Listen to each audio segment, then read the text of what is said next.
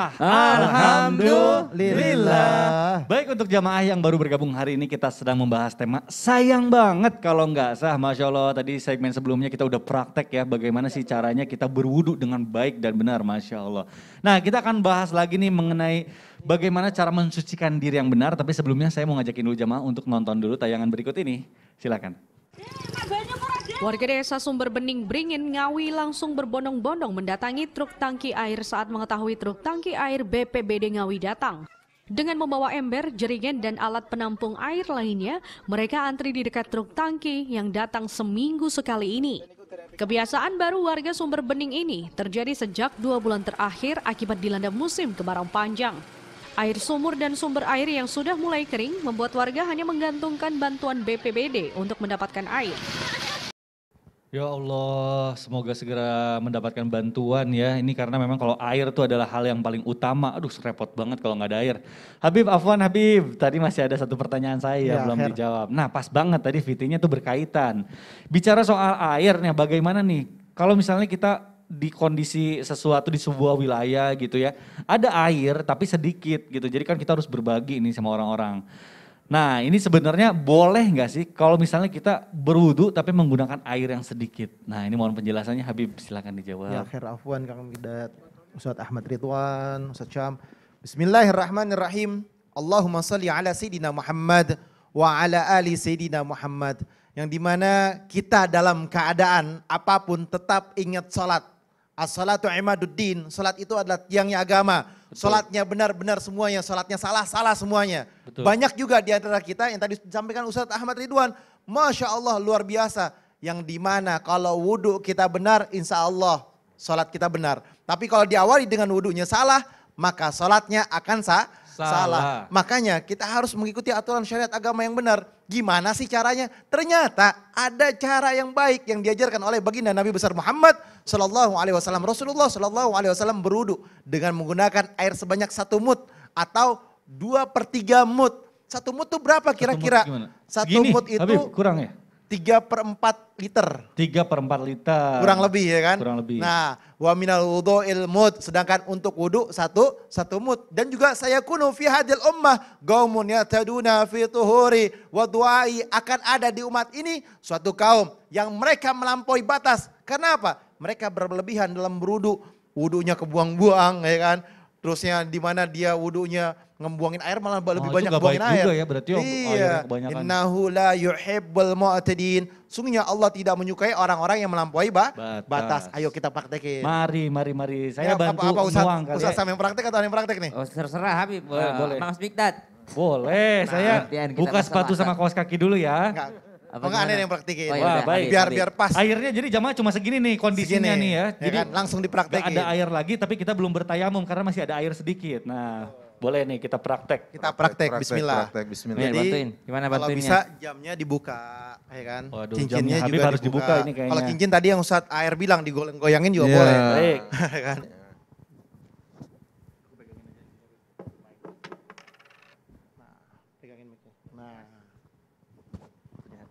Iya.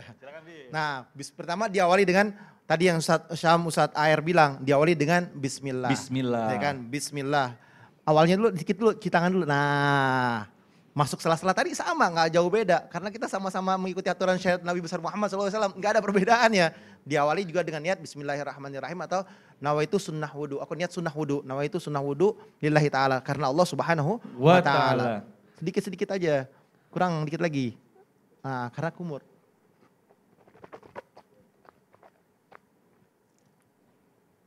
Oh jadi sedikit sekali juga tetap sah ya, berarti ini benar-benar berapa tetes gitu.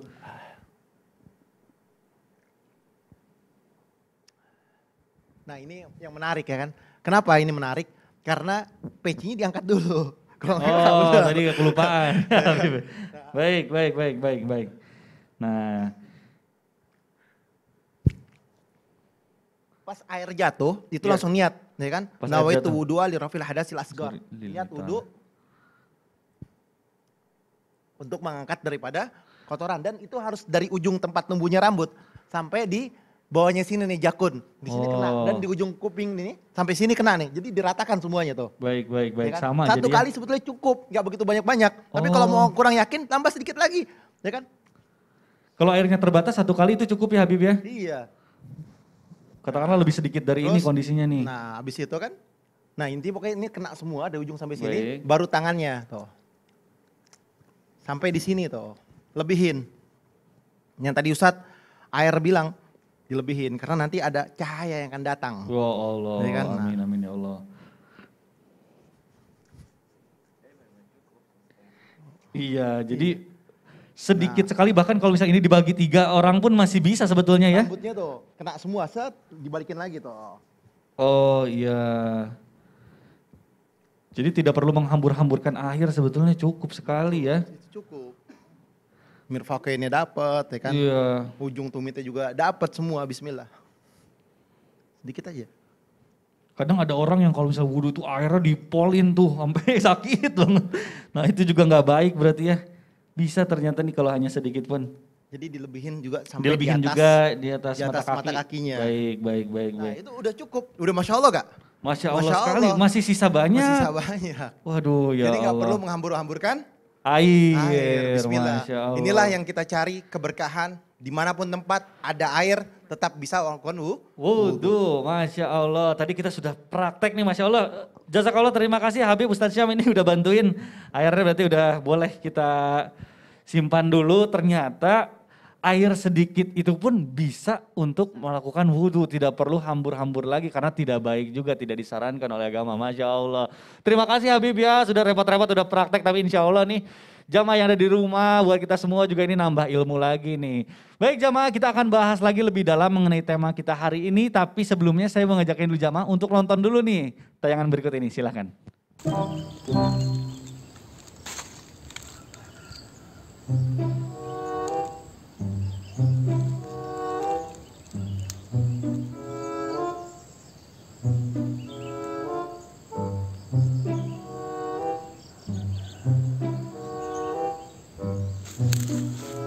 Duh. Tayamum nih. Raruh tayamum. Sering gue lebu. Debu. Apa ya podo ya karo awu ya. Kan lembut-lembut ngono kae. Ini podo iki. Bekas bakaran. Wae. Ah, cocok.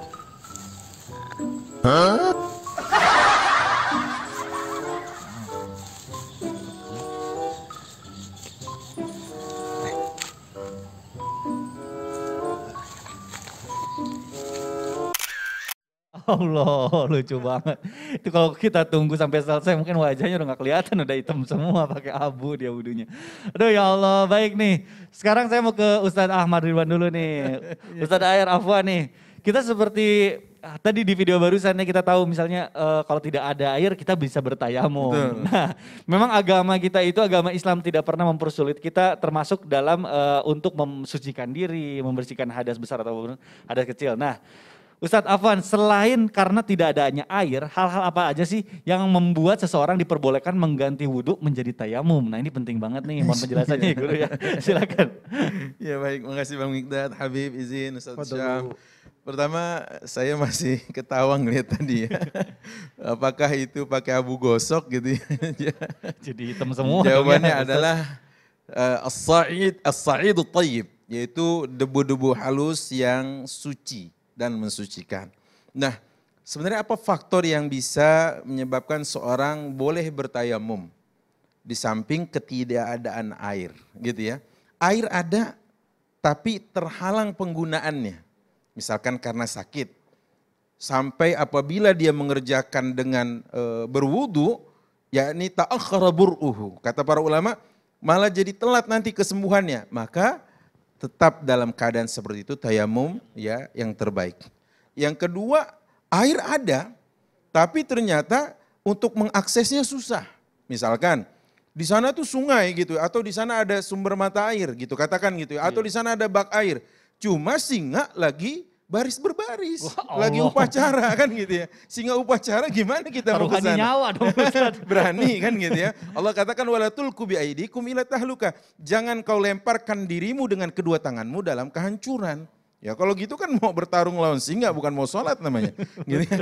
Yang ketiga, misalkan dalam keadaan di mana seseorang itu memang sudah mencari-cari susah gitu ya.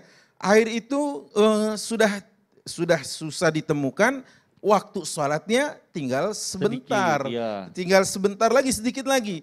Jika dia tetap mencarinya, maka dimungkinkan Lewat. dia nggak bisa Nggak sholat sholat. di waktunya. Maka saat dalam keadaan seperti itu, boleh seseorang menggunakan debu yang suci tadi untuk bertayamum istibahatan lis-shalah. Apa artinya? Sebagai sebuah cara dan upaya untuk dibolehkan melaksanakan sholat. Tapi tayamum ini cuma badil. Apa itu badil? Pengganti saja.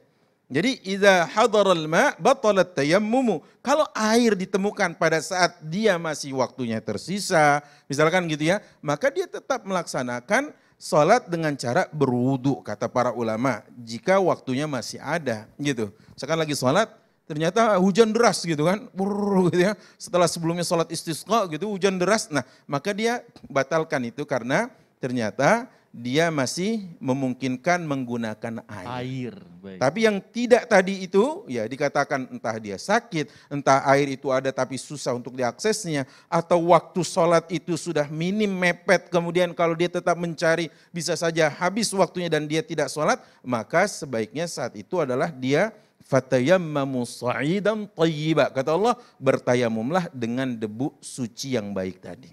Nah inilah agama kita ini simple, mudah. Enggak ada air, pasti bisa bertayamum. Makanya waktu saya isi kajian, ada yang tanya, Ustadz gimana kalau ruangan atau mobil itu sudah divakum semuanya, air enggak bawa kecuali yang untuk kita minum. Terus mau pergi kemana? Keluar kota, ke Sulawesi. Gimana caranya Ustadz? Tauharahnya bersuci. Saya bilang, saat itu pergi sama teman enggak? Pergi sama teman Ustadz. Pinjam muka temennya. Kenapa? Di muka temennya banyak debu. Oh. Gitu ya. Saya bilang gantian prak gitu. Kan nggak mungkin. Di bumi ini Allah ciptakan air, kalau nggak ada debu. Kalau nggak ada debu pasti ada air. Udah Air, barang tentu. betul, Anda betul. tinggal di lautan, air banyak, nggak ada debu. Anda tinggal di padang pasir, susah air, pasti banyak debu. Betul. Begitu. Wallahu a'lam bishawab. Waduh, Masya Allah. Allah sudah menciptakan segala sesuatu untuk mempermudah kita beribadah kepada Allah. Betul banget. Jadi kalau nyari alasannya pasti aja ada Pasti alasannya. ada. Tapi kalau kita fokus dari solusinya pasti ada. Nah, Masya itu Allah. dia. Terima kasih Ustadz AR, luar biasa penjelasannya.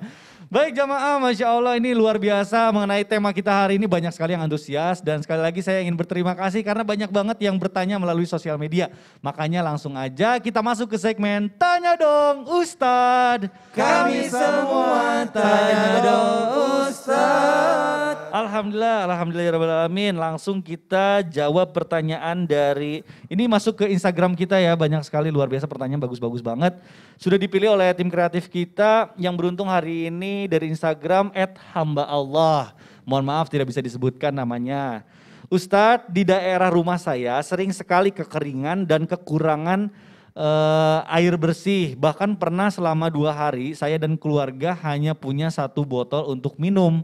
Karena bantuan air bersih belum datang juga. Mohon saya diberitahu cara bertayamum yang benar karena saya pasti akan sering tayamum kalau kemarau gini. Waduh, Masya Allah bagus banget nih. Mungkin ini minta bagaimana tata caranya nih. Ustadz Syam boleh nih dijawab nih. Baik, bismillahirrahmanirrahim. Tabi guruku Habib Utsman, Ustaz Ahmad Ridwan, Mas Mikdad serta guru-guru kami yang dimuliakan Allah Subhanahu wa taala. Ya, mudah-mudahan di daerahnya segera ada air gitu Amin, ya. amin ya Allah ya Rabbal Insya Allah. Alamin. Maka subhanallah, tayamum tadi sudah dijelaskan oleh guru kita Ustaz Ahmad Ridwan. Falam tajidu ma'an fatayammamu sa'idan thayyiba.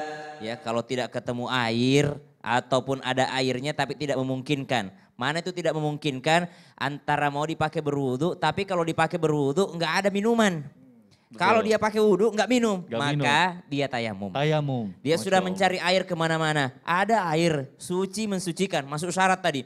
Airnya suci mensucikan, bisa dipakai berwudu. Airnya bersih, tapi itu buat minum. Baik untuk dirinya ataupun untuk orang lain. Jadi kalau misalnya ketemu dengan orang, ada satu orang yang mau berwudu, dia punya air. Ada orang kehausan, maka airnya diberikan kepada yang kehausan, bukan untuk orang yang berwudu. Walaupun berwudu ini juga penting gitu. Maka subhanallah dia bertayamum. Bagaimana tata cara bertayamum? Maka menggunakan debu. Tadi sudah dijelaskan, debu pasti ada di mana-mana. Kata guru kita Ustaz Ahmad Ridwan. Maka tayamum itu artinya menyengaja. Nah, tata caranya yang pertama harus tahu waktunya kapan. Tayamum itu waktunya adalah ketika waktu sholat udah masuk. Jadi tidak boleh orang tayamum sebelum azan. Misalnya dia mau siap-siap sholat duhur. Oh udah mau azan, 5 menit lagi azan, tayamum dulu deh karena nggak ada air. Nggak boleh, tunggu setelah azan, setelah masuk waktu sholat lalu dia tayamum. Kenapa? Karena tadi dikhawatirkan masih ada waktu tiba-tiba ada air. Maka batallah tayamumnya, otomatis batal juga sholatnya. Maka tunggu sampai waktunya masuk. Hanya untuk menggunakan tayamum ini untuk ibadah sholat saja. Yang kedua hanya satu sholat, jadi nggak bisa dijamak. Nggak bisa dijamak. Misalnya dia tayamum nih duhur. Oh tahu-tahu setelah tayamum nggak batal wudhu saya Ustaz. Nggak pipis, nggak buang air kecil, nggak buang air besar, nggak buang gas. Apakah saya lanjut aja sholat asar? Oh enggak. Dia boleh. Maka hanya untuk satu sholat saja. Nah tata caranya simple. Hanya wajah dan tangan sampai siku. Ya, menempelkan tangan di atas debu. Pada saat itu berniatlah dia. Saya berniat untuk bertayamum, untuk sholat karena Allah. Saya niat tayamum untuk sholat karena Allah. Selesai. Ya, saya niat tayamum untuk sholat karena Allah. Diambil, ketika sudah diambil, minta tolong Mihdad. Boleh? Oh gini aja. Saya pegangin. Wah susah Ustaz. Susah ya?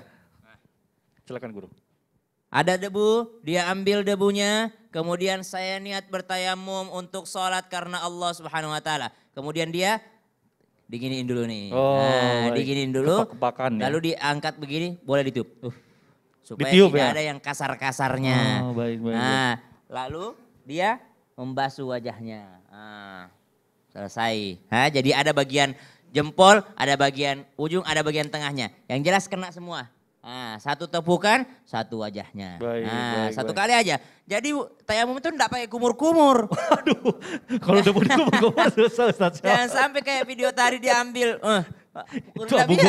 Jadi cuma wajah dan tangan sampai siku ya. Kemudian ditepuk lagi, baru ambil nih. Ujung tangannya nih ambil, diputar bagian tengah tangannya.